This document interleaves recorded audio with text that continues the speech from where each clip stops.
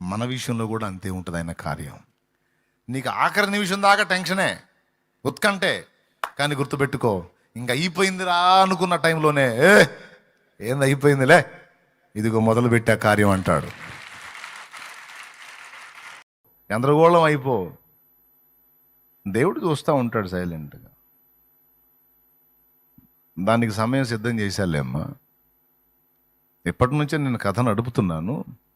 క్లైమాక్స్కి వచ్చి ఆ వికెట్ పడేటప్పుడు కొంచెం టైం పట్టింది, వెయిట్ చేయరా అంటే నువ్వేమో ఆగలేవు. ఇంకెప్పుడు నాయన ఈ దుర్మార్గుడు ఎప్పుడు మారుతాడు, ఈ సైకోడు ఎప్పుడు మారుతాడు నాయన, సాగు కొడుతున్నాడు తండ్రి. నీ భర్త కోసమో, కొడుకు కోసమో, లేకపోతే ఆ కూతుర్ని హింసపెట్టి అల్లుడి కోసం చేస్తావు తల్లి నువ్వు ప్రార్థన, లేదా కూతురు కోసం. నువ్వు అడిగిన విజ్ఞాపనలన్నీ విజ్ఞాపన చేసి నువ్వు మర్చిపోతావు. ఆన్సర్ రాక స్టార్టింగ్లో ఎగిరెగిరి చేస్తావు, కొద్ది రోజుల తర్వాత ఇక వదిలేస్తావు. దాన్ని చేసినా ఏం రావట్లే, అది దేవుడి చిత్తం చేయగలిగింది, వదిలేస్తావు. మర్చిపోతావు. ఇక నువ్వు చేసే ఈ విషయాల కోసం నేను అడిగానన్న సంగతి కూడా మర్చిపోతావు. కానీ ఆయన మర్చిపోడు. ఎందుకంటే నువ్వు మోకాళ్ళుని చేసిన మొరలన్నీ అక్కడ రాయబడతాయి.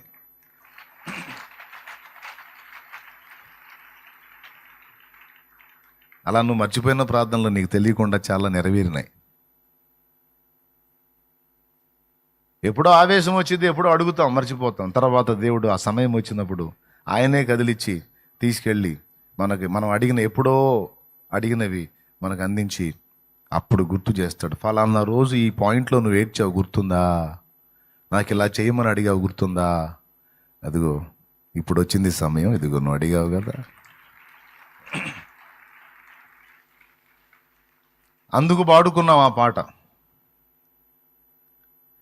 చేసి ఉన్న ప్రార్థన నేను మరచిపోయినా, నువ్వు మరచిపోవుగా నా మంచి నాయనా.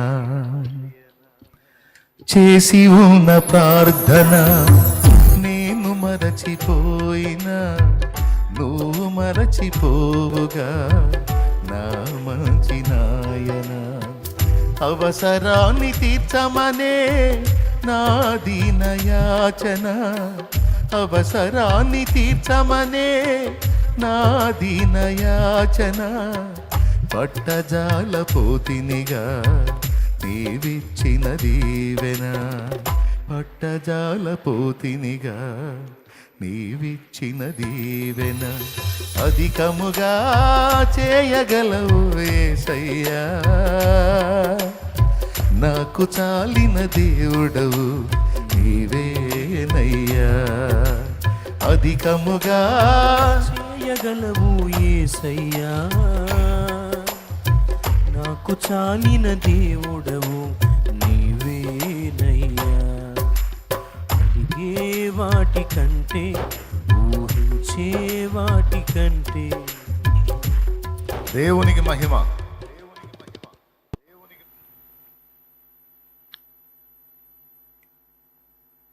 నువ్వు ప్రార్థన చేసావని వెంటనే స్పందించడు, దాని అవసరతను బట్టి స్పందిస్తాడు. ఎక్కువ శాతం టైం టైం టైం ఎక్కువ శాతం కదా, టోటల్గా టైమే. మానవ జాతిని నిర్మించడానికి ఒక టైం కేటాయించాడు, నిర్మించబడిన మానవులు పరిశోధించబడటానికి ఒక టైం కేటాయించాడు, పరిశోధనలో ఫెయిల్ అయి పాపం తెచ్చుకున్న మానవ జాతి విమోచకుడు రావడానికి ఒక టైం నిర్ణయించాడు. విమోచకుడు ఆఖరికి కలువరి శిలువలో ప్రాణం పెట్టడానికి కూడా ఒక టైం డిసైడ్ చేశాడు. ఏమండి, ఈ పనికిమాలినోళ్ళు సత్యం ఎరుగక మన మీద దుర్మార్గపు దాడులు చేస్తున్నారు, కానీ సత్యం ఎరుగక. వేద వాంగ్మయములో,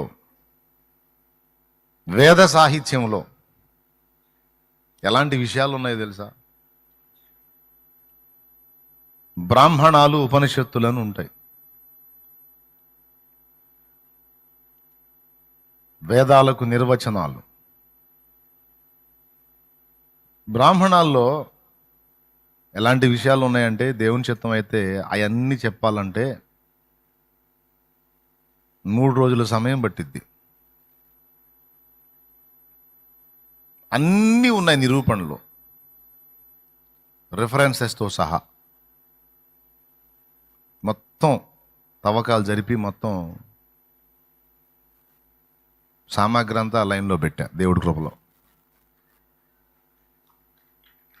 మొత్తం మందుగుండి సామాగ్రి అంతా తవ్వకాలు చేసి మొత్తం వెలికి తీసి లైన్లో పెట్టా. దేవుడు ఎప్పుడు ఇస్తాడో టైం, మరి దాన్ని నేను చెప్పడానికి కూడా ఒక టైం కావాలి. దేవునికి స్తోత్రం. యేసయ్య ఆగమనం, యేసయ్య వ్యవహారం, యేసయ్య సిలువలో ఉన్న ప్రతిదీ పిన్ టు పిన్. ఆఖరికి సిలువ మీద ఆయన చేసినటువంటి వేసిన కేక ఘోష అని రాశాడు. మళ్ళీ సిలువ వేయబడేటువంటి సమయాన్ని గురించి ఏం రాశాడో తెలుసా? యజ్ఞము ఏ టైంలో జరగాలి అంటాడంటే, యజ్ఞములో త్రికాలము మిక్స్ అయి ఉండాలట, 3 కాలాలు మిక్స్ అయి ఉండాలంట యజ్ఞంలో. కరెక్ట్గా యజ్ఞం సూర్యుడు నడినెత్తి మీదికి వచ్చేటప్పటికి పరాకాష్ఠకు వచ్చేయాలంట. సూర్యుడు నడినెత్తి మీదికి వచ్చేటప్పటికి యజ్ఞం పరాకాష్ఠకు రావాలట. అంటే ఉదయము, మధ్యాహ్నము, సాయంత్రము 3 కాలాలు అందులో టచ్ అవ్వాలి. మధ్యాహ్న కాలం సూర్యుడు నడినెత్తి మీదకి వచ్చేటువంటి టైం ఏదైతే ఉందో అది యజ్ఞం కంప్లీట్ అంటే పరిపూర్ణం అయ్యే దశకు రావాలి అక్కడ. ఈ 3 కాలాలను కూర్చున్నటువంటి ఈ 3 సమయాలు, కాలాలుగా సమయములు, కాలమైనా సమయం అదేలే,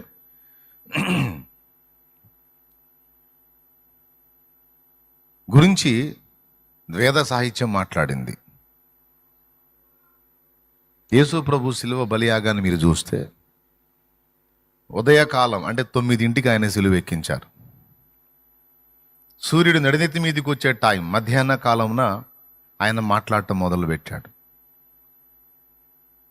సాయంత్రం ప్రారంభమయ్యేటువంటిది 3ంటి దగ్గర నుంచి, అక్కడ సాయంత్రం టచ్ అయింది. ఆయన ప్రాణం విడిచే టైం ఇంచుమించు 3 గంటల వేళ. ఉదయ, మధ్యాహ్న, సాయంత్రం 3 కాలాలు వేద సాహిత్యంలో ఏవైతే టైమ్స్ చెప్పాడో ఆ 3 టైమ్స్లో ఖచ్చితంగా యేసయ్య సిలువ బలియాగం జరిగింది. చూడు,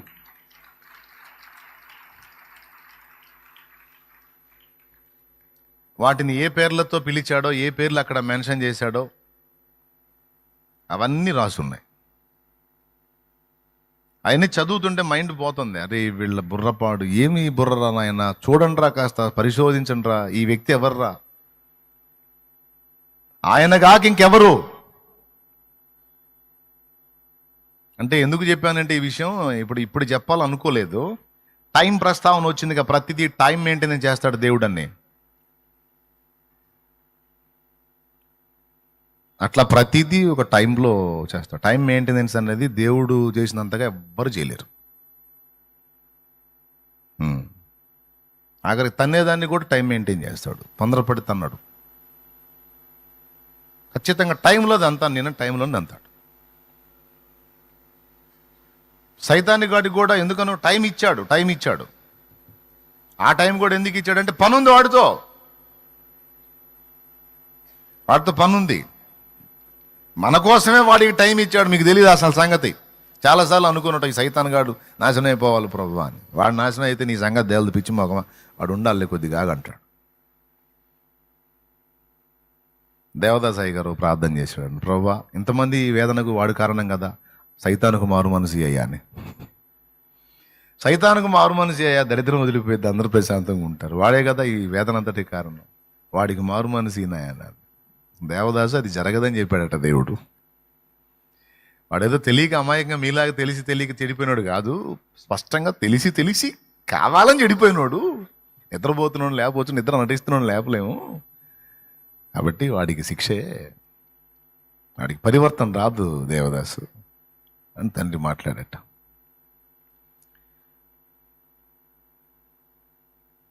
ఇదంతా మీకు ఎందుకు చెప్తున్నానంటే, ఈవేళ పరిశుద్ధాత్మ దేవుడు నాతో మాట్లాడిన విషయాలే, నాకు నేర్పిన విషయాలే మీకు అందిస్తూ ఉంటాను నేను. నాతో మాట్లాడుతున్నాడు ఈ విషయాన్ని గురించి స్పష్టంగా. అందుకే మీ ముందు ఓపెన్ చేశా. 2 చేతులు ఎత్తి స్తోత్రం చెప్పండి.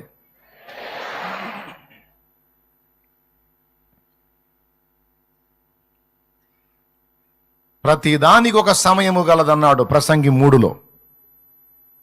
యేసయ్య రాక ఒక సమయం. యుగముల అంతమందు ఆయన తన ప్రియ కుమారుని మన కోసం పంపాడన్నాడు.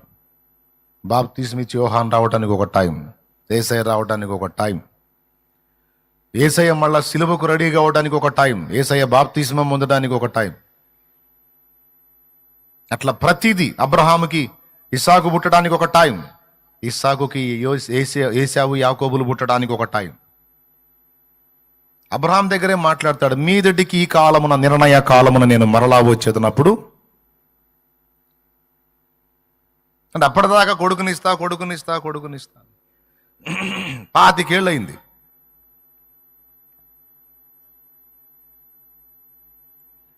అట్లాగా దేవుడు నీకు నాకు నిర్ణయించినటువంటి విషయాలన్నీ కూడా ఆయన టైంలో నెరవేరుస్తాడు.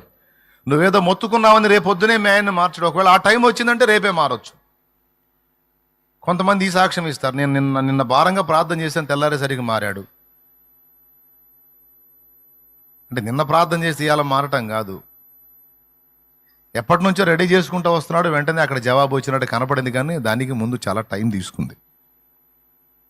ఇదంతా ఎందుకు చెప్తున్నానంటే, కొన్ని ప్రార్థనలకు జవాబులు శీఘ్రంగా రావు, త్వరగా రావు. రానప్పుడు నీకు ఒక నిరాశ నిస్పృహ వచ్చింది. ఇది గుర్తుపెట్టుకో, విడుదల అనేది నీకు రావాలి, కార్యసిద్ధి అనేది నీకు కలగాలి. అయితే అది నీ టైంలో కాదు, దేవుడు తన టైంలో చేస్తాడు. దీన్ని బట్టి నువ్వు కృతజ్ఞతలు చెప్పొచ్చు దేవునికి. నువ్వెప్పుడు ఎల్లప్పుడూ దేవుని ముందు కూర్చొని అడగాల్సింది ఏంటంటే, ఇది ఇలా చేయి, అది ఇలా చేయని ఆర్డర్ వేయటం కాదు. ఆయన ఒక ఆర్డర్లో చేసుకుంటూ వస్తాడు. నువ్వు అడగాల్సింది ఒకటే, టైం రాలేదా ప్రభు, సమయం ఇంకా రాలేదా? అయితే పోనీలే నాయన, నీ సమయం వచ్చిన దాకా నిరీక్షిస్తా, వేచి చూస్తా, ఎదురు చూస్తా తండ్రి. నేనైతే నమ్ముతున్నా దేవా, నువ్వు నన్ను ఇలాగనే ఉంచేదానికి ఇష్టపడవు. నేను నలుగుతున్నాను ఒక అంశాన్ని గురించి అంటే దానికంటే ఎక్కువ నువ్వు గాయపడతావు. ఎందుకంటే నువ్వు మా నాయనవు, మా తండ్రివి నాయన. మేము ఎంత ఏడుస్తామో అంతకు రెట్టింపు గాయం నీకు అవుతుంది. మేము నవ్వుతా సంతోషంగా ఉంటేనే నువ్వు హ్యాపీగా ఉండే తండ్రివి, కానీ మేము ఏడుపులతో పెడబొబ్బలతో ఉంటే నువ్వు ఆనందపడేవాడివి కాదు కదా నాయన. మమ్మల్ని ప్రేమించే నాయనవు నాయన. నువ్వు ఇంత ప్రేమించే నాయనవై ఉండి ఈ గాయాన్ని, ఈ వేదనలని, ఈ శోధనలను అనుమతించావంటే ఏదో నా మంచికే కదా నాయన. పర్వాలేదు నాయన, పర్వాలేదు. ఒక్కోసారి బాగా వేదన కలుగుతుంది, తట్టుకోలేకపోతున్నాను. శక్తి నాయన, శక్తి నాయన, నీ టైంలోనే తీసే నాయన, నీ టైంలోనే కార్యం చేయ నాయన. కానీ నీ సమయం వచ్చేంత వరకు నిరీక్షించే ఓపిక నాకీ నాయన. నీ సమయం వచ్చేంత వరకు తాళుకునే శక్తి నాకీ నాయన. నీ చిత్తమే సిద్ధించు నీ నాయన. కొంచెం ఎక్కువగా వేదనగా ఉంది నాయన అని ఆయన ముందే కూర్చోను. అప్పుడు నీకు దాన్ని తాళుకునే శక్తి ఇస్తాడు, నెమ్మదిని ఇస్తాడు, ధైర్యాన్ని ఇస్తాడు, కార్యాన్ని త్వరపెట్టి ఆ సమయంలోనికి రప్పించి మీకు విడుదల ప్రకటిస్తాడు. మార్పు గురించి కానీ, పరిస్థితుల మార్పు గురించి కానీ, సమస్యలోంచి విడుదల గురించి కానీ. అప్పులోళ్ళు ఉన్నారు మీలో చాలామంది. అప్పులు ఎంతమందికి ఉన్నాయి చేతులు ఎత్తండి. అది ఓకేనా?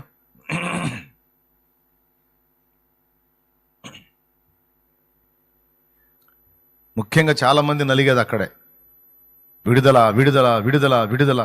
నన్నెవరు అడిగేవాళ్ళు ఉండకూడదు ప్రభువా, నన్నెవరు ప్రశ్నించేవాళ్ళు ఉండకూడదు ప్రభువా. నాయనా నాకు స్వేచ్ఛని తండ్రి, నాయన ఇంక లైఫ్లో అప్పు చేయను తండ్రి, నన్ను మన్నించు తండ్రి, కర్మగాలు చేశాను తండ్రి, మొదలుపెట్టాను, ఎట్లా జరిగిందో తెలియదు అయ్యా, కుప్పైపోయినాయి నాయన, బతకాలో సావాలో అర్థం కావట్లేదు ప్రభువా, అయ్యా సావలేక బతుకుతున్నా, బతకలేక చస్తున్నా ప్రభువా, నాకు విడుదల అయ్యా అని ఎప్పుడు మోకాళ్ళు వేసినా ఖచ్చితంగా ఇది ఒక అంశం. కానీ నువ్వు అడుగుతూ ఉంటావు, అదేమో కదిలినట్టేం కనపడదు. చేసి చేసి చేసి విసుగు పుట్టి చివరికి ప్రార్థన కూడా చేయబుద్ది కాదు అప్పుల గురించి. భార్య అంటది భర్తతో, ప్రార్థన చేద్దామయ్యా దేవుడే తీసేస్తాడు. ఏందమ్మాయి తీసేది, చేయబుద్ది కాట్లా. ఎన్నిసార్లు చేశాను అనుకున్నా, ఏది యేసు ప్రభు మరి, ఏది దేవుడు మరి, నువ్వు చేయలే, నువ్వు చేస్తున్నావు, నువ్వు చేయ, నేను చేయను. కొంతమంది భార్యలు భర్తతో అంటారు, ప్రార్థన చేద్దాం అమ్మాయి దేవుడే తీసేస్తాడంట. చేశాను, ఉపవాసాలు ఉండి కూడా చేశా. ఏం జరిగింది, ఏం జరలా, నువ్వేమన్నా అనుకున్నా అసలు ప్రార్థన చేయబుద్ది అట్లా అనేవాళ్ళు ఉంటారు. తప్పు లేదు పాపం, దేవుడు కూడా అర్థం చేసుకుంటాడు. పిచ్చిది మొరపెట్టి మొరపెట్టి మొరపెట్టి విడుదల రాకపోయేసరికి ఇసుగు పుట్టి ఇంకా నేను ఆ అంశం వదిలేస్తున్నా నేనైనా వదిలేసిందని ఆయనేం బాధపడ్డాడు, అర్థం చేసుకుంటాడు. అలాగని మీరు ప్రార్థన చేయడం మానకండి, అడగండి. అయితే ఒక్కటి గుర్తుపెట్టుకోండి,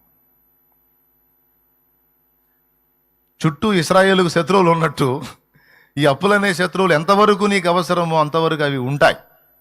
నువ్వు అడిగినా సరే దేవుని సమాధానం ఏంటంటే, నీవు నా ఆజ్ఞను అనుసరించి నడుచున్నట్లు, నీవు నా విశ్వాసం ముందు స్థిరమై నిలుచున్నట్లు, అలాగ ఉందువో లేదో నేను తెలుసుకున్నట్లు, నేను వాటిని తొలగించను, నేను వాటిని తీసివేయను, ఉండాల్సిందే నీకు. పోనీ పరిశోధన అయిపోయినాక తీసేస్తా. నీ ఎడల కార్యం చేయడానికి నాకేం పెద్ద టైం ఏం అవసరం లేదు. నీ ఎడల ఒక అద్భుతం చేయడానికి నాకేం పెద్ద రిస్క్ ఏం కాదు. నీ సంగతి తేల్చడానికే నేనున్నా. అబ్బాయి అర్థమైందా? ఏం తేల్చడానికి? నీ సరికేందో, నీ సత్తా ఏందో, నీ సంగతి ఏందో తేల్చుకోవడానికి నేను అట్లా ఉంచేవాడిని అంతే. నాకేం చేతగా కాదు, లేకపోతే అబ్బో నేను తీర్చలేనంత గొప్ప అప్పు నాయనా అది, అబ్బో చాలా కష్టం అని కాదు. నీ పాప రుణమును తీర్చడానికి నా ప్రాణమే పెట్టిన వాడిని నేను. నీ పాప రుణము, పాపమనే అప్పును తీర్చడానికి నా ప్రాణమును క్రయధనముగా సమర్పించిన వాడిని నేను. తెలుసుకో నా ప్రేమ. అంత చేసినోడిని ఇప్పుడు దీన్ని ఎందుకు అంటే, నా బిడ్డలుగా మీరు పరిపూర్ణులగున్నట్లు, మీ విశ్వాసము పరిపూర్ణమగున్నట్లు, మీరు విశ్వాసమందు నడచిన వారిని రేపు మెప్పు మహిమ ఘనత పొందున్నట్లు, శ్రమ కొలిమిలో మిమ్మల్ని ఉంచాను, పరిశోధనకే ఉంచా, పరీక్షకే ఉంచా అని మాట్లాడుతున్నాడు ఆయన ఈవేళ.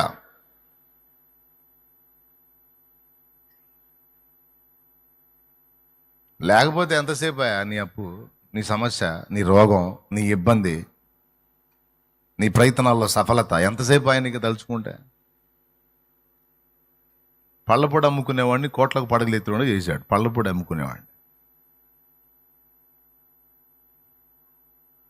గొర్రెలు కాసుకునేవాడిని రాజుని చేశాడు. ఇంచుమించు 120 సంస్థానాల మీద చక్రవర్తిగా ఉన్నవాడిని 7 సంవత్సరాలు గడ్డి తినే పశువులా మార్చాడు. జరగలేదు ఇవన్నీ? శూన్యమైపోయినటువంటి దాన్ని, అగాధ జలములతో చీకటితో కప్పబడ్డ దాన్ని సుందరమైన సృష్టిగా 6 దినముల్లో మార్చిపడేశాడు. దేవుని బలంతో పోల్చుకుంటే నీవు నేను ఎదుర్కొనేది సమస్యలు ఏ పాటివి? ఇలాంటి సాక్ష్యాలు ఎన్ని? 100, 1000, 1,00,000 కాదు, కోట్లు ఉన్నాయి. కాదంటారా? నేను చెప్పిన కహానీలు అంటారా? లేదా దేవుడికి శక్తి లేదా? ఉంది, కానీ తొందరపడ్డావు. నువ్వు నా దగ్గరికి వచ్చినా నేనేదో ప్రార్థన చేశానని వెంటనే స్పందించడు.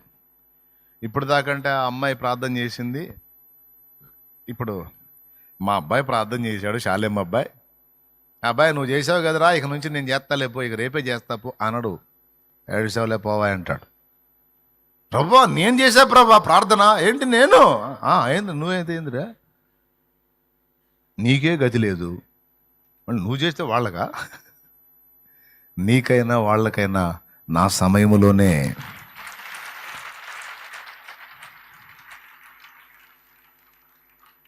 అందుకే అది కూడా పాడుకున్నాం. విడుదల వచ్చేసింది కాదు, విడుదల సమీపించేను,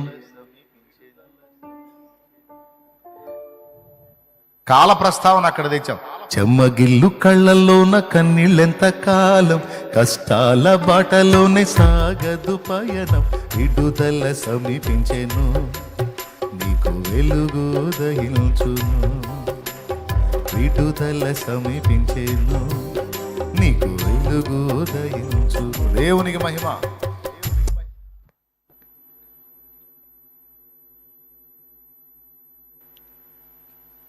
ఫస్ట్ పాయింట్ మీకు అర్థమైపోయింది తేటగా, ఓకేనా?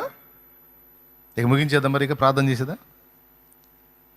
అంటే వేరే ఊరు వెళ్ళేది ఉందిలే నాకు, అందుకని సింపుల్గా ఒక ముక్క చదివి వర్ణించి ఇక జంప్ అవుదాం అనుకుంటున్నాను నేను.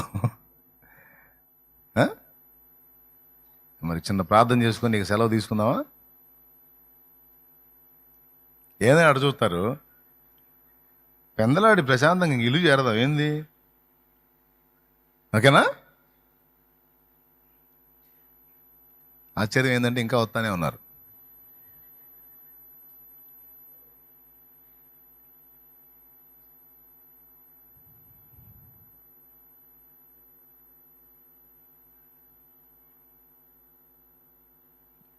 రెండు విషయాలు చెప్పేసి ఇక నేను ప్రార్థన చేస్తాను. 2 సంగతులు. మొదటి సంగతి అయిపోయింది. నీవెదుర్కొంటున్న ప్రతి పరిశోధనలోను, ప్రతి శోధనలోను, ప్రతి ఇబ్బందిలోనూ దేవుని అనుమతి ఉంది అని గుర్తెరుగు. ఒకటి, దేవుని సెలవైంది,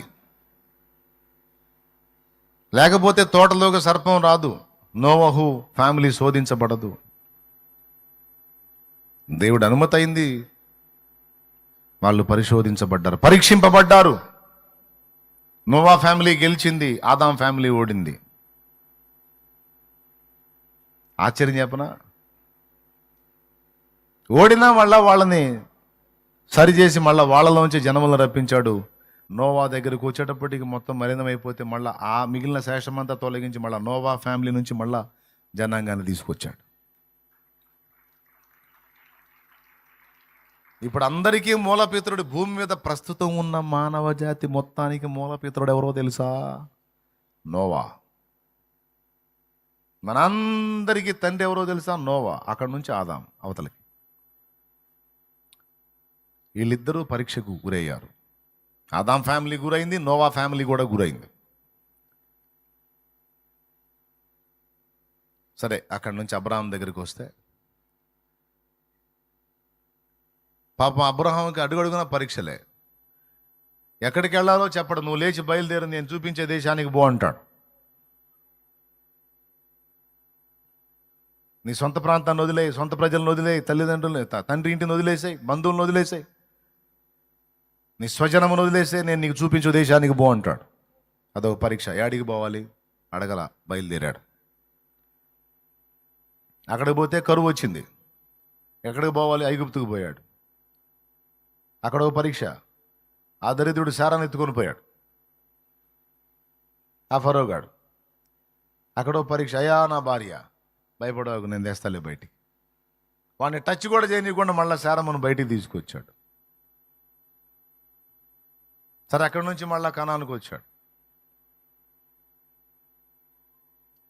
వచ్చిన తర్వాత పిల్ల అసలు ఆశ పెట్టింది ఏంది? పిల్లగాడిని ఇస్తానని, సంతానాన్ని ఇస్తాను, నీ సంతతి వల్ల, నీ వలన భూలోకంలో వంశాలను ఆశీర్వదించబడే పెద్ద ఇంతలో వాగ్దానం ఇచ్చాడు. వాగ్దానం చూస్తే ఎంత ఉంది, నెరవేర్పు చూస్తేనే ఎంత కూడా లేదు.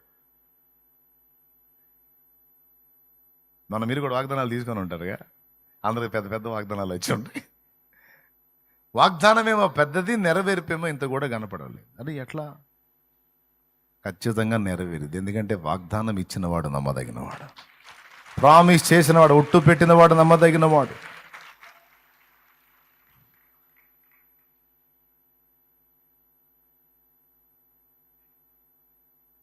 సుదీర్ఘ కాలం 25 ఏళ్ల కాలం తీసుకున్నాడు ఆ వాగ్దానాన్ని నెరవేర్చడానికి.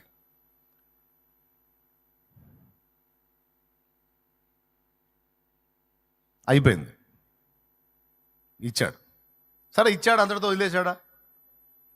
మళ్ళీ ఆ బిడ్డ 18-17 ఏళ్ల ప్రాయం వచ్చి అయిందాక ఉంచి మళ్ళీ ఆయన తీసుకొచ్చి నాకు బలి అంటాడు.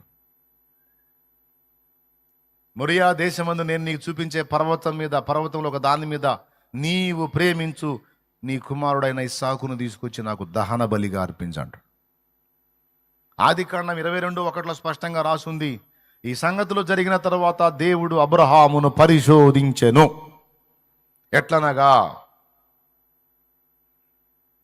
ఎట్లనగా అని మొదలుపెట్టి ఇస్సాకు బలి ఉదంతాన్ని మాట్లాడతాడు.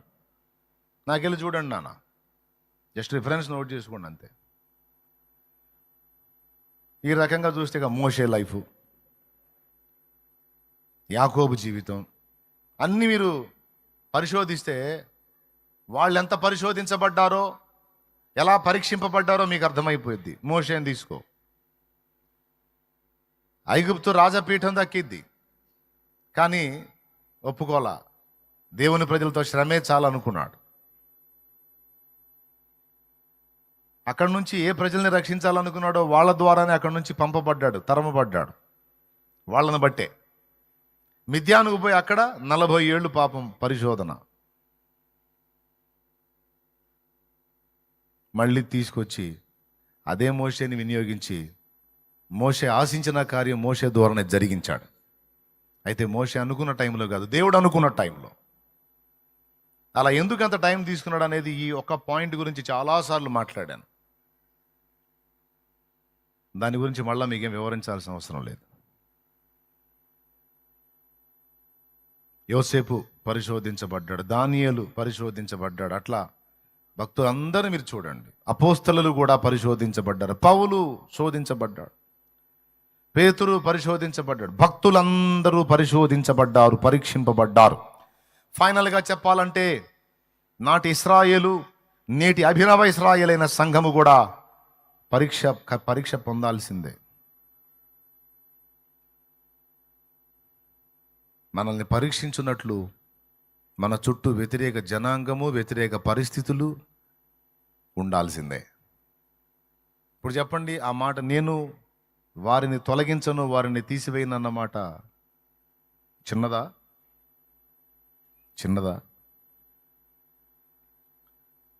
వారు నా ఆజ్ఞ చొప్పున నడుతురో లేదో నేను వారిని పరిశోధించి శోధించి తెలుసుకున్నట్లు నేను ఆ జనమును వారి ఎదుట నుండి వెళ్ళగొట్టను.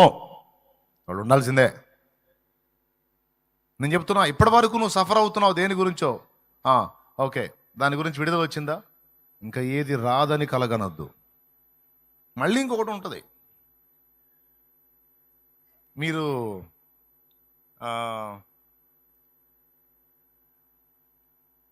అదేమంటారు,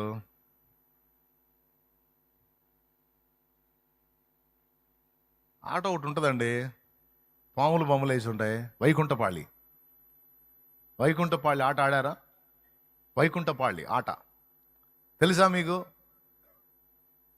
వైకుంఠపాళి అంటే అర్థం కాదు. మన తెలుగులో చెబుతా, పాము పటం. ఎంతమంది తెలుసు అది కదా? అది పెట్టుకొని ఆడారు కదా? నేను చాలాసార్లు ఆడా. మనకి చిన్నప్పుడు అది తెలియక ఆట అనుకున్నాం.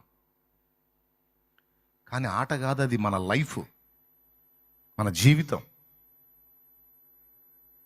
రెండు ఉంటాయి, నిచ్చెనలు ఉంటాయి, పాములు ఉంటాయి. పాములు ఉంటాయి.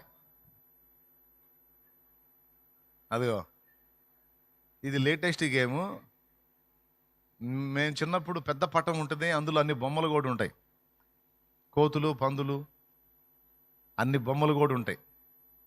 పెద్ద పటం, దాన్ని పెట్టుకొని ఇక చింతపెక్కలు తీసుకొని రాళ్ళలో పుల్లలో పెట్టి ఇక మొదలు పెడతాం అన్నమాట. ఫైనల్లో ఏం రాస్తాడంటే పరమపద సోపానము అని రాస్తాడు. పరమపద సోపానము. పరమపదం అంటే ఇక దేవుని దగ్గరికి చేరటం. ఎక్కడి నుంచి స్టార్ట్ అయితే తెలుసా? కోతి దగ్గర నుంచి స్టార్ట్ అయింది. మీకు దొరికితే తెచ్చుకొని చూడండి ఆ బొమ్మని. ఫస్ట్ బొమ్మ కోతి ఉంటుంది. కోతి దగ్గర నుంచి స్టార్ట్ అయ్యి, మన బాల్య చేష్టలన్నీ కోతి చేష్టలే కదా. అక్కడ నుంచి స్టార్ట్ అయ్యిద్ది. ఇంకా అక్కడ నుంచి ఇక మనం ఆట ఆడుతూ ఉంటే చిన్న చిన్న నిచ్చెనలు ఉంటాయి. అక్కడక్కడ మనం అంతా తిరిగే పని లేకుండా సడన్గా నిచ్చెన ఎక్కేసి 3వ గడికి వెళ్ళిపోవచ్చు, 4వ గడికి వెళ్ళిపోవచ్చు. కొన్నిసార్లు పెద్ద నిచ్చెనలు ఉంటాయి, అది పడిందంటే ఏకదం 5వ గడికి వెళ్ళిపోవచ్చు. దాని పక్కనే పెద్ద పాము ఉంటుంది, అద్దుగది అద్దిరబ్బాయి. పరమపద సోపాన పఠము. స్టార్టింగ్లో ఏముంది చూడు, నెంబర్ 1లో ఏముందో చూడండి. భలే గుర్తుందిరా నాకు.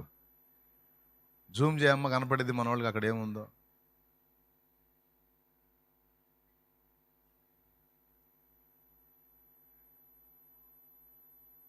అద్దుగో నంబర్ 1లో కోతి ఉంది చూడు.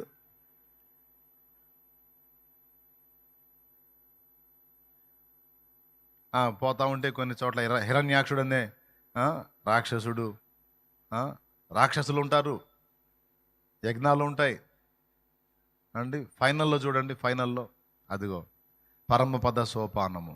ఓకేనా, రైట్. ఈ పెద్ద పాము ఒకటి ఉంది చూడండి, ఎంత పొడుగుందో. అక్కడి నుంచి మొదలు పెడితే ఎగ్దం తీసుకొచ్చి కోతి దగ్గర పెట్టింది మళ్ళీ.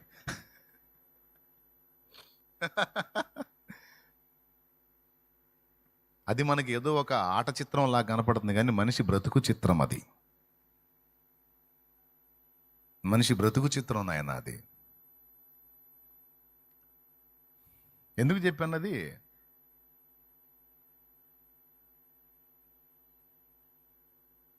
ఏ పాయింట్లో చెప్పాను అసలు అది?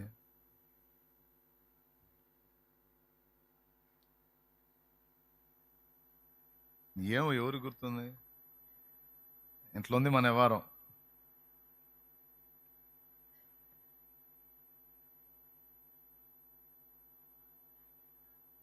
Super, very good. పర్వాలేదు, ఇంతమందిలో కొంచెం గ్రహణ శక్తి ఉన్న వాళ్ళు ఉన్నారు. ఒకటి అయిపోయింది అనుకొని నువ్వు సంబరపడకూడదు. ఎన్నున్నాయా? చిన్నవి పెద్దవి, చిన్నవి పెద్దవి పాములు అన్నీ దాటుకొని పోతే అసలు దగ్గర ఇంకొకటి ఉంది, ఒకటే పెద్ద పాము. అక్కడ వేస్తే అక్కడ పడిందంటే ఎగ్దం కోతి దగ్గరికి రావాలి, మళ్ళీ వచ్చి మళ్ళీ మొదలు పెట్టాలా. ఎందుకు ఈ విషయాలు చెప్తున్నానంటే, మనకి 2 అనుభవాలు దేవుడు, నిచ్చెనలు ఇచ్చాడు, పాముల్ని కూడా ఇచ్చాడు. ఒకటి అయిపోయిందిలే, ఇంకా విడుదల వచ్చేసింది, ఇంకా అమ్మయ్య అనుకుంటే కాదు, మళ్ళా ఇంకొకటి ఉంటుంది కొంచెం ప్రయాణం చేసినాక. ఇశ్రాయేలు మజిలీలు కూడా అంతే ఉన్నాయి చూడండి. ఒకళ్ళు పోతే ఐగుప్తీయుల్ని వదిలించుకుంటే ఎర్ర సముద్రం అడ్డు, మళ్ళీ వాళ్ళు ధరమటం మొదలు పెట్టారు. సరే దాటి వచ్చారు అనుకుంటే అమాలేకీయులు, ఆ తర్వాత వాగ్దత్త దేశంలో కొంతమంది, తర్వాత వీళ్ళు ఎవరండి మోయాబీయులు, వరుసగా రకరకాల పరిస్థితులు ఎదుర్కొంటూ వచ్చారు వాళ్ళు. ఐగుప్తు నుంచి బయటికి రాగానే అయిపోలా. ఐగుప్తు విడచిన ఎర్ర సముద్రము అడ్డురానే వచ్చనే. ఐగుప్తు విడచిన ఎర్ర సముద్రము అడ్డురానే వచ్చనే. నీ బాహుబలమే నాటించి శత్రువునే కూల్చెనే. నీ బాహుబలమే నన్ను దాటించి శత్రువునే కూల్చెనే. నా జీవం నీ కృపలో దాచితివే. నా జీవిత కాలమంతా ప్రభువా నీవే నా ఆశ్రయం, నా ఆశ్రయం. నా జీవం నీ కృపలో దాచితివే. అయిపోయిందా? అయిపోయిందా? ఆహా, దాటిచ్చావయ్యా, వందనాలయ్యా. అయిపోయిందా? కానాను యాత్రలో యోర్దాను అలలచే కలత చెంది తినే. కానాను యాత్రలో యోర్దాను అలలచే కలత చెంది తినే. కాపరివైన నీవు దహించు అగ్నిగా నా ముందు నడచితివే. కాపరివైన నీవు దహించు అగ్నిగా నా ముందు నడచితివే. నా జీవం నీ కృపలో దాచితివే. నా జీవిత కాలమంతా దేవా నీవే నా ఆశ్రయం, నా ఆశ్రయం. హల్లెలూయా. ఈ పాట మొత్తం కూడా నీటి కాన్సెప్ట్తోనే చేశాడు. నది, నీరు, దాంతోనే ఆ కాన్సెప్ట్తో చేశాడు. ఫస్ట్ చరణంలో ఊబి, రెండో దానిలో ఎర్ర సముద్రం, మూడో దానిలో యోర్ధాను, నాలుగో దానిలో మృత సముద్రం. అర్థమైందా? నాలుగు చరణాల్లో ఫస్ట్ ఊబి, అదేంటి? నీరు మరియు బురద రెండు కలిసి ఉన్నది ఊబి. పాపపు ఊబిలో పడి కృంగిన నాకు నిత్య జీవమిచ్చితివే, పౌరము వలె నీ సన్నిధిలో జీవించ పిలిచితివే. అయ్యలారా, ఫస్ట్ది ఏంటి? ఊబి. రెండోది ఎర్ర సముద్రము అడ్డురానే వచ్చని, యోర్ధాను అలలచే.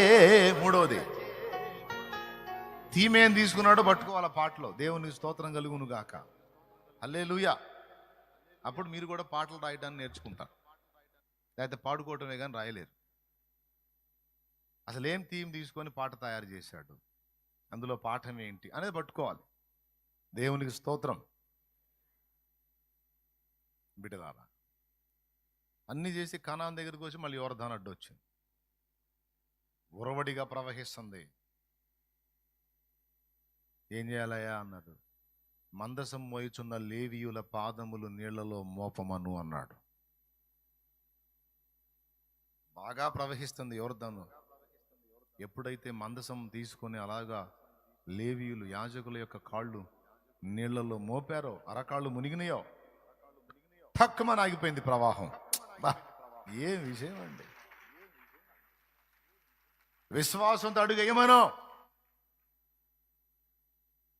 ఆపు తండ్రి, ఆపినాక వేస్తాం నాయన. ఆపక ముందు ఇంత ఉరవడిగా ప్రవహిస్తుంది, అడుగులు వేస్తే కొట్టుకుపోతాం నాయన అంటే కాదు.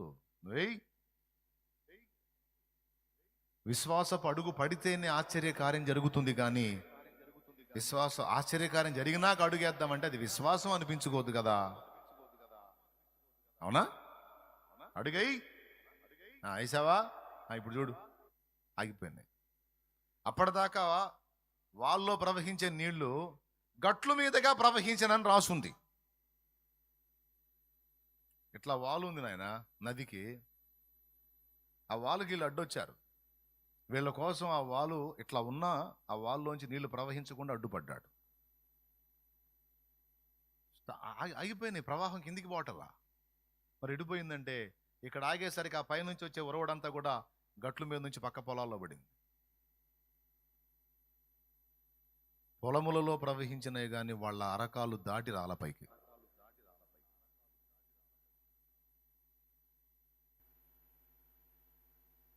అక్కడ యోర్దాను.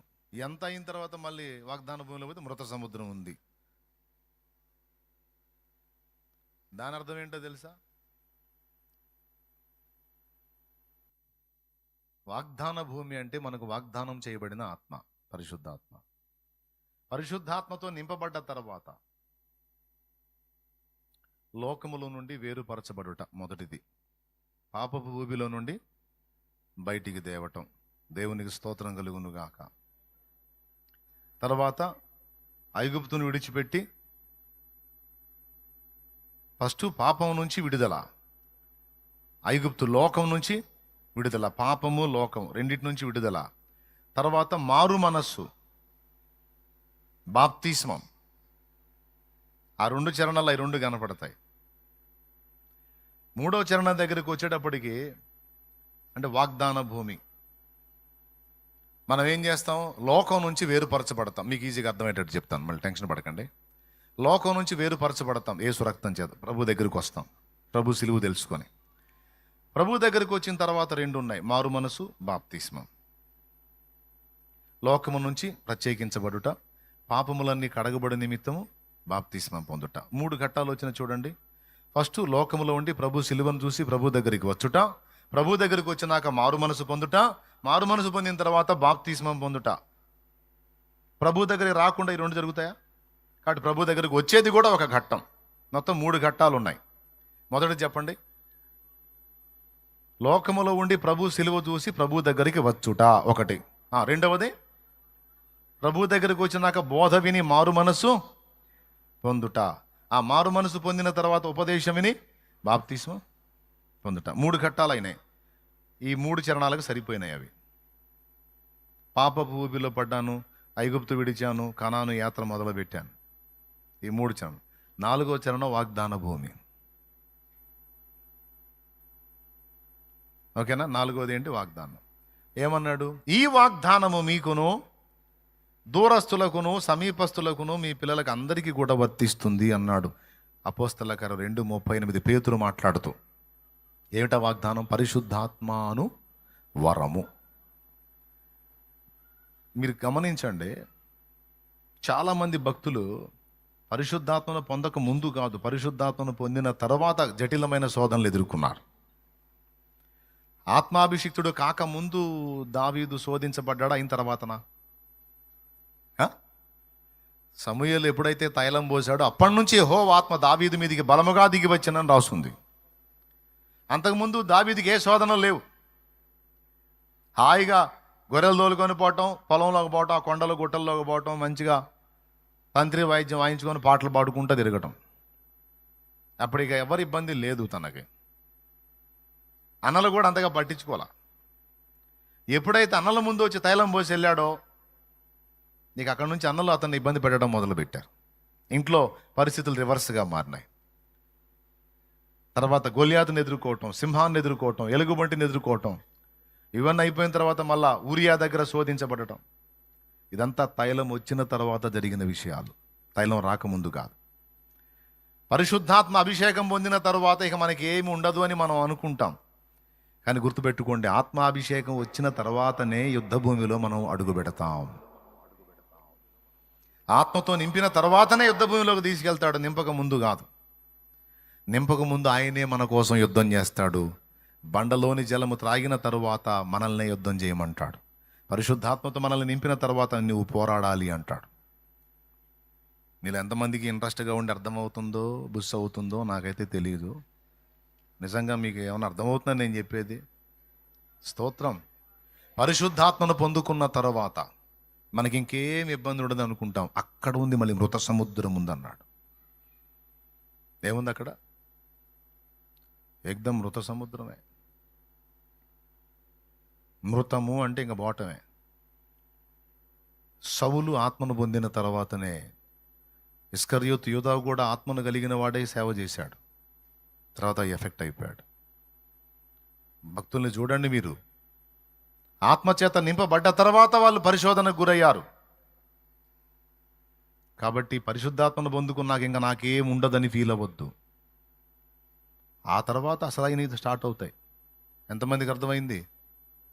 ఇవన్నీ నేను చెప్పాలి మీకు, లేకపోతే మీరు అమాయకంగా ఉండే అవకాశం ఉంది. క్లియర్గా అందించాలి మీకు. అందుకే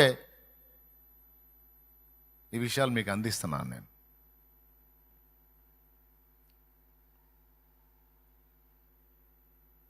పరిశుద్ధాత్మతో నింపబడాలి, యుద్ధభూమికి అడుగు పెట్టాలి, మంచి పోరాటం పోరాడాలి, జయించాలి, నీతి కిరీటం పొందాలి.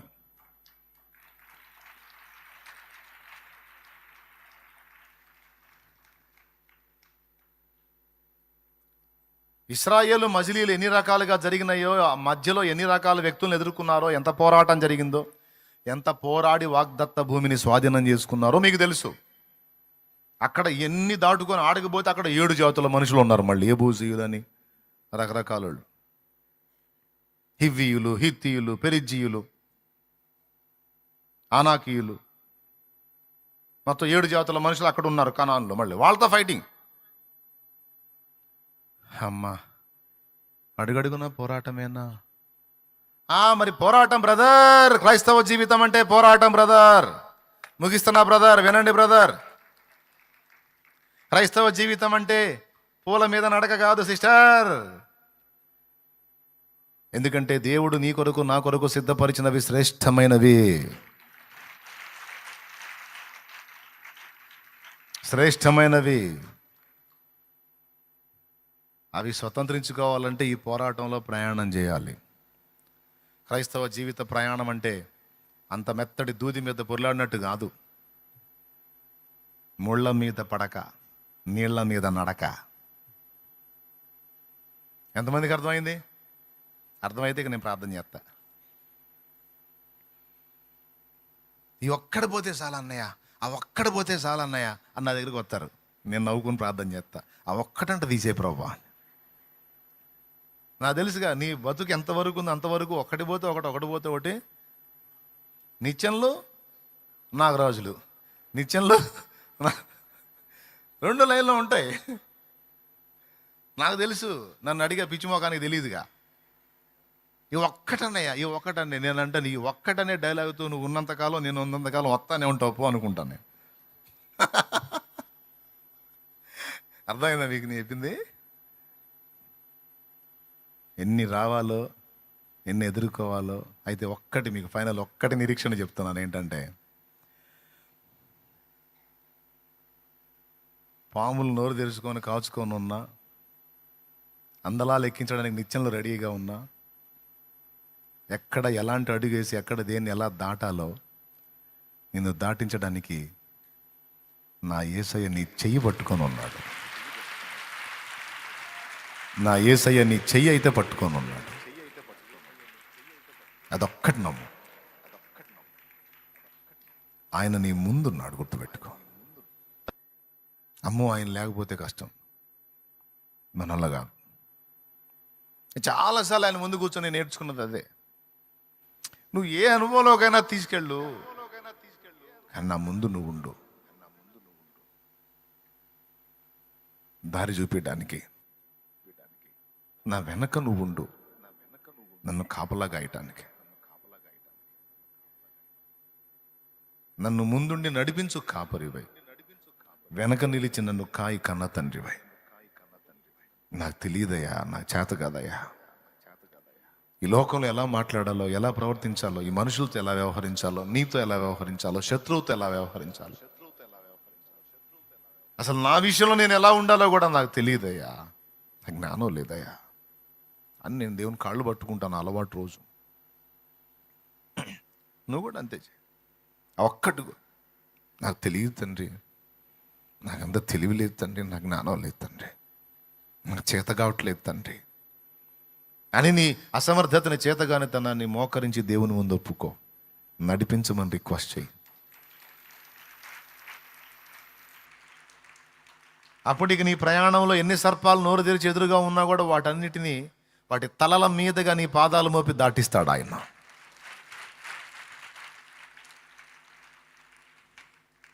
అర్థమైందా? వీటిని సూచించేదానికే నేను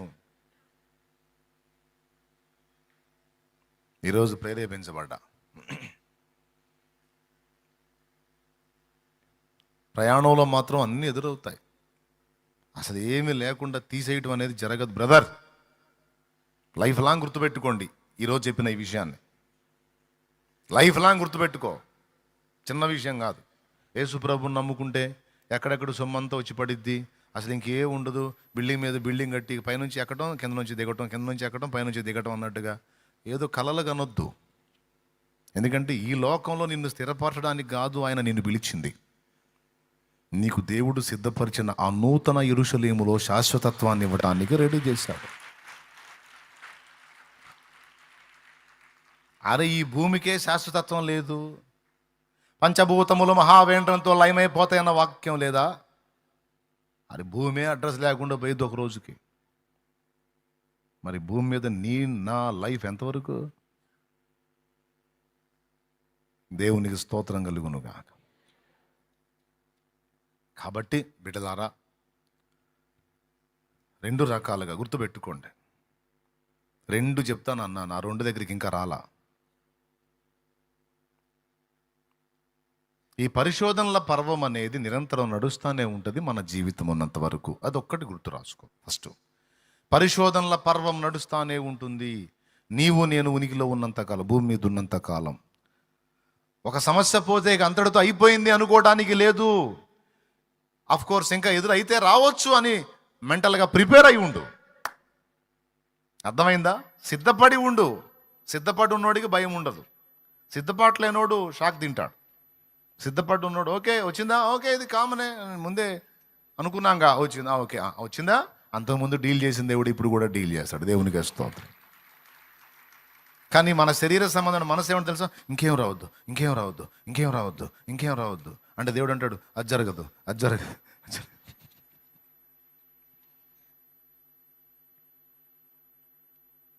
అది అయిపోయింది.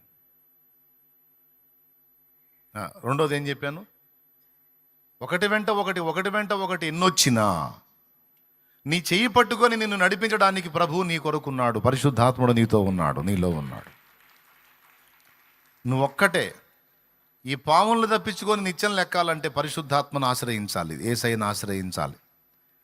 అప్పుడు పాము నోళ్లలో పడకుండా నిన్ను తప్పించి, పాముల నోళ్లలో పడకుండా నిన్ను తప్పించి, వాటి తలల మీదగా నిన్ను దాటించి, ఎక్కడ అవసరం అక్కడ నిచ్చెన ఎక్కిస్తాడు. అయితే గుర్తుపెట్టుకో, వీటన్నిటిని దేవుడు తన టైంలో జరిగిస్తాడు. ఇది మూడవది. ఇప్పుడు వైనం చెప్తున్నా, ఇప్పటిదాకా నేను మాట్లాడిన దానికి ఓ వైనం చెప్తున్నా. మొదటిది ఏంటి, చెప్పకపోతే నేను వెళ్ళిపోతా. ఇప్పుడు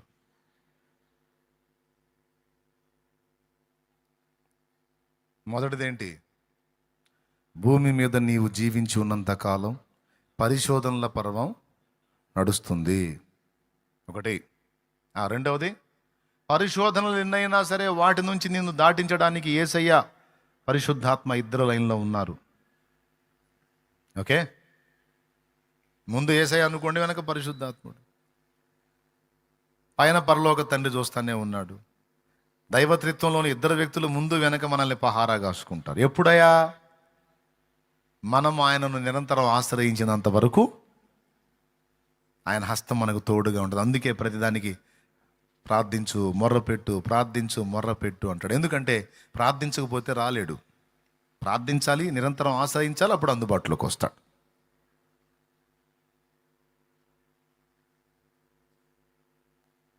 మూడవది, పాముల నోళ్ళలోంచి తప్పించాలన్నా, నిచ్చెనలు నిన్ను ఎక్కించాలన్నా, ప్రజెంట్ నువ్వు ఎదుర్కొంటున్న ఈ పోరాటంలో నీకు జయం రావాలన్నా, ఈ పరిస్థితులు మార్పు చెందాలన్నా దేవుడు కార్యం చేస్తాడు. అయితే నీ టైంలో కాదు, ఆయన టైంలో. నువ్వు చెప్పు, నీ టైంలో కరెక్టా, ఆయన టైంలో కరెక్టా? అందరు చెప్పాలి, ఏం డౌట్ లేదుగా.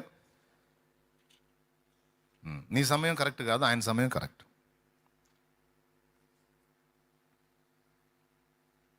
అంతటి యేసయ్యే నా సమయం ఇంకనూ రాలేదు అన్నాడు. అమ్మా, నాతో నీకేమి, నాతో నీకేమి, నా సమయం ఇంకా రాలేదు అంటే తండ్రి డిసైడ్ చేసిన టైం ఒకటి ఉంది, అది తెలుసు యేసయ్యకి. అదే యేసయ్య ప్లేస్లో మనం ఉంటే, ఆ శక్తి మనకి, యేసయ్యకు ఉన్న శక్తి మనకు ఉంటే, వాళ్ళు అడగకపోయినా సరే, ఏంది అయిపోయిందా అయిపోయిందా అనుకుంటే మనమే పోయేవాళ్ళం. ద్రాక్షరసం అయిపోలేదా, అయిపోవాలే అనుకుంటూ పోయేవాళ్ళు. ఆగదుగా మనకి, చేయమంటారా, ఇమ్మంటారా అని. అస్సలు ఏం పట్టించుకోలే ఆయన, నింపాదిగా కూర్చున్నాడు. చివరికి వాళ్ళకి దడ స్టార్ట్ అయింది, విందు ప్రధానం వస్తున్నాడు. వాళ్ళు ఏం చేయాలో అర్థం కాక ఇబ్బంది పడతా ఉంటే, ఆ సన్నివేశం మరియమ్మ చూసి తల్లి ఆయన దగ్గరకు వచ్చి, కుమారుడా, వాళ్ళకి ద్రాక్షరసం అయిపోయిందంట, నువ్వేమైనా చేయగలవా అని అడిగిద్ది. అప్పుడు అంటాడు, అమ్మా, నాతో నీకేమి పని, నా సమయం ఇంకా రాలేదు అంటాడు. అప్పుడు ఆ పాయింట్ పట్టుకుంటాడు. చాలా చురుకామే, చాలా షార్ప్. నా సమయం ఇంకా రాలేదంటే కార్యం ఏదో ఉంది ఇక్కడ. ఆ టైం కోసం ఆగాడు. బిడ్డలారా, గుర్తుపెట్టుకోండి, ఒకవేళ నువ్వు దేన్ని గురించైనా నలుగుతూ మరియమ్మలాగా ప్రభువా, మరేమేమో కుమారుడు అని అనుకుందాం, మనమేమో తండ్రి ప్రభువా అని మనం పోతాం. అప్పుడు యేసయ్య చెప్పే డైలాగ్ ఒకటే, టైం వస్తేనేమో లేచి కార్యం చేస్తాడు, టైం లేకపోతే, కుమారి, నాతో నీకేమి, నా సమయం ఇంకా, కుమారుడా, నాతో నీకేమి, నా సమయం ఇంకా. అదే. అప్పుడు మరియమ్మ వాదన పెట్టుకోవాలా, నువ్వే అట్లా అంటే ఎట్లయ్యా, సమయం రాకపోతే, సమయం రాలేదని కూర్చుంటే ఎట్లా నువ్వు చెప్పు, విందు ప్రధాని వస్తున్నాడు అక్కడ, ఇంకెప్పుడు టైము, వాళ్ళు అల్లాడిపోతున్నారయ్యా, చూడయ్యా. ఏమనలా మరియమ్మ, అందా? అనలా, ఒక్క మాట కూడా అనలా. ఆ తల్లి సైలెంట్గా పక్కకి వెళ్ళింది.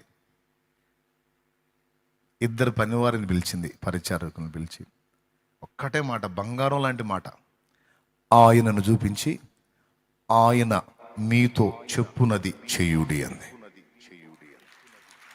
ఆయన మీతో ఏం చెప్తాడో అది చేయండి. వాళ్ళు కూడా కరెక్ట్గా అదే మాట తీసుకొని అలానే ఉన్నారు. ఆయన ఏం చెబితే అది చేద్దాం. అప్పుడు జరిగింది అద్భుతం. అది కూడా ఎప్పుడు, విందు ప్రధాని అనేవాడు ఎంట్రీ ఇచ్చిన తర్వాత కరెక్ట్గా అతనికి ద్రాక్షారసం అందించాల్సిన టైం వచ్చినప్పుడు అప్పుడు పోయింది పాత్ర. అప్పటిదాకా ఈ ఉత్కంఠ అందరికీ ఉంది.